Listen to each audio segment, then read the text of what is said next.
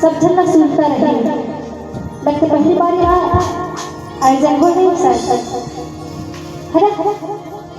और बहुत ही सुंदर आपके गांव में आयोजन रखे गए 24 घंटे के अखंड अवधर पर है ना।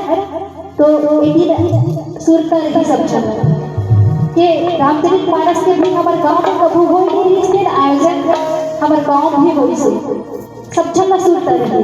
सब राम नाम रूपी मानस गंगा में डुबकी लगा के अवसर प्राप्त हुई से और साथ ही साथ हमारे भी अपने गांव में डुबकी लगा के अवसर प्राप्त हुई से ये हमारे लिए बहुत सौभाग्य की बात है ना। तो ये भी याद रहे।